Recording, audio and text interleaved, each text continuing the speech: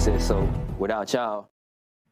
Yeah, buddy. So we have four, ladies and gentlemen, four finalists for the Heisman Trophy. And these four finalists, ladies and gentlemen, are guys that we they've been doing great for their teams. They've definitely been the leaders, elevated their team above maybe their normal play. And look, they've had moments. They've absolutely had moments. So I'm going to give you the four real quick, and then we're going to break it down.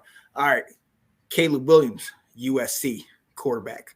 Max Duggan, TCU quarterback. Stetson Bennett, one national title under his belt. Look for two, quarterback, Georgia. And the fourth guy on this list, Ohio State, CJ Stroud, back in the Heisman race. Alex, I'm coming to you first. First, are you surprised by this at all? Or what are your thoughts? Based on how the season ended, I'm not surprised that we got this Final Four. I'm glad Stetson got in because he's absolutely deserved to be in this discussion.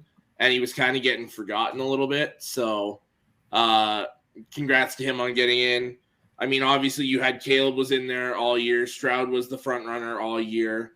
Max Duggan, he couldn't have been ignored for what he was doing at TCU. You had like Corum get hurt for their biggest game of the year. So obviously he kind of fell off.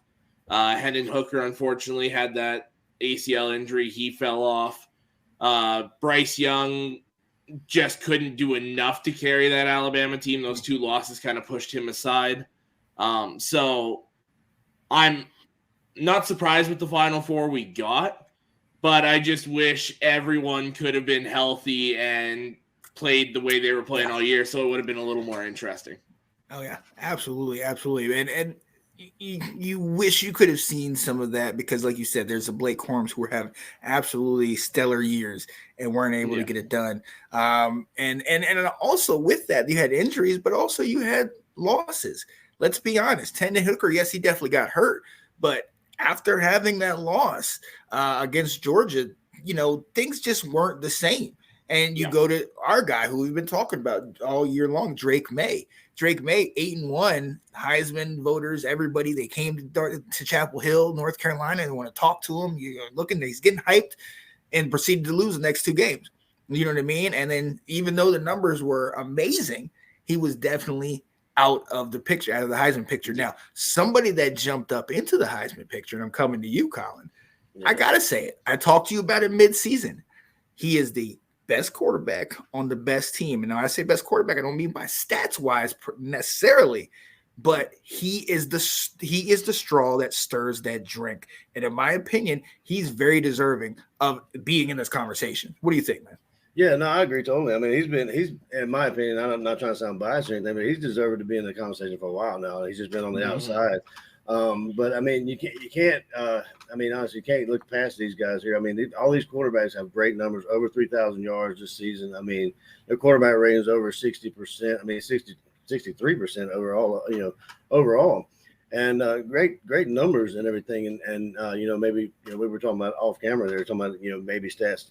A lot of people tend to focus on stats and all that kind of stuff. But what you said, the straw that stirs the drink. I mean, a lot of quarterbacks and a lot of other players do that. But I mean, Stetson, I mean, if you want to tack on the story he's had along the way, he's, in my opinion, he's the total package, right? I mean, like coming from walk-on to the national championship to playing for his second one. And am I saying he wins all the games? Absolutely not. And even when he was nominated or actually declared a finalist, he was actually said he was embarrassed. He said, like, I'm embarrassed because there's a lot of people on this team that make me look good. So that's the humility of the guy, and that's another thing that that speaks volumes of him. So I'm glad he's getting a look, and getting kind of the recognition he was, in my opinion, a lot of people's opinion that he deserves. But I mean, all these guys, I mean, like it's a shame that a lot of other players can't be in this be a finalist. But Oh yeah, and then look, this year is back to kind of what I feel is normal. Last year, look, it was kind of a little different with Aiden Hutchinson, albeit well deserving to be in that spot. That's not where we're used to. We're used to 4 quarterbacks being in here or two other major players. But we have these 4 quarterbacks. You talked about all over 3,000 yards, all balling out. And if you just strictly stare at the numbers, they can be deceiving because you're not looking at team success, but then you're also not looking at the moments that some of these guys have had. I want to come to you, Alex, because we talked about it before. CJ Stroud, Caleb Williams, even Stetson Bennett, high profile teams, big name guys that have been in the limelight, either for their accolades or their team's accolades. But then you look at Max Duggan, with a redhead, a little scruffy, little up in there, not somebody that you're going to, if you line these 4 guys up, he's definitely going to be the one that's like different. He's the one which one does not belong, essentially. Yeah. But between the lines, when you get him out there and get him with his team, what he's shown this year and what he showed in that conference championship against Kansas State, he's the truth, man. He absolutely is, man. What do you think about this guy? Man, he's the one player that scares me in that matchup New Year's Eve because I've been one of these guys, you can go back multiple shows where I've been like, okay, this is the week TCU loses. This is the week TCU falls. This is the week they just don't do enough. And Max Duggan has proven me wrong every step of the way. Mm-hmm. And, I mean, you look at that Big 12 championship game. Yes, they lost. They were down 2 touchdowns very late in that game. Right. And Duggan absolutely willed that team to be tied. Yeah. Like, they scored that touchdown, and he's literally shoving teammates off because he can barely get himself to the sideline. Yes. Like, you want to talk about Heisman moments. Had they won that game, he runs away with this. Hands down. Absolutely. But just what he's done this season to take only the second ever time that an unranked team beginning the season makes the playoff. Obviously, we were the first ones last year. But for him to do that with a smaller school like TCU that doesn't normally get that national recognition, it's just absolutely phenomenal. Oh yeah, and he definitely deserves all of the credit, all the attention that he's getting, and he deserves to be in this conversation. Absolutely. But with that being said, Colin, these 4 numbers are, like we said, well deserving. But like we also talked about, there are names that are not on that list. Blake Corum, Michigan, Hendon Hooker. We brought his name up earlier, and you even in the list you showed us, there's some people that are bitter about that. And he had a great year up until the Georgia game around that time. And then obviously, unfortunately, the injury. Talk to me about that, man. Was he snubbed, or is this kind of the way things go, kind of like Matt Corral last year? Well, I mean, you kind of just said it there. Basically, what it just, to me, it just the meaning of the Heisman is a little bit vague, which I understand is why it's vague, or what have you. It's I hate to say it's a popularity contest, but I mean it kind of sort of is. But and in my opinion, I mean a lot of the arguments, a lot of the debates are about stats, and unfortunately, some of these guys that win the Heisman don't have the greatest stats. I mean, and a lot of people that don't make the list have great stats that should be looked at. I don't know. I mean, Hendon Hooker is a perfect example. I mean, had he not gotten injured, I mean, he still had stellar numbers. So, I mean, should you – I mean, and another question in my mind is, should you win your conference? Like, should you have, win your conference championship in order to be, even considered to be a Heisman candidate? These are questions, I mean, obviously probably been asked before. But, obviously I don't have, the ability to make those kind of decisions. But it would be – I just wish there was like kind of like outline checklist, that these players could – they need to take these boxes off, instead of leaving it up in the air, just so everybody's happy. Which I mean, I don't think you make everybody happy, but Well, you're never going to make everyone happy. But let's address that. We definitely will not make everybody happy. But Alex, to his question, like, what is it that they're looking for? We know the Heisman moment, but break that down. What is the Heisman moment? What is it that says this is the guy? It's these moments where, like, for example, if you look at these past winners, I'll use Joe Burrow as an example. There's specific moments in that season that people still remember and talk about. That game versus Alabama, that conference championship game, that beatdown of Oklahoma, that beatdown of Clemson. Like, there's specific moments like that that get remembered for years after that tend to be where Colin said it's the popularity contest. Mm-hmm. It's kind of, it essentially is that it's whoever has the most moments that get people talking, essentially. Yeah. So for Hendon Hooker taking down Alabama and just some of these games he had, obviously he was one of the front runners there. Caleb Williams with that UCLA game, Max Duggan with that game last week, and pretty much every freaking game this year. Like, it's just, it's hard to describe how they go about the Heisman. Yeah. Because you never really can tell where they're leaning, because there have been years different year to year. Like, exactly. Because I'm not even gonna lie to you, even last year coming in, again, and Alex, this is not even a slight to you, but Aiden Hutchinson had a great year, but in my opinion, I didn't think he was that great. I didn't think, not just that great, but Heisman is some difference, and it was Ohio State.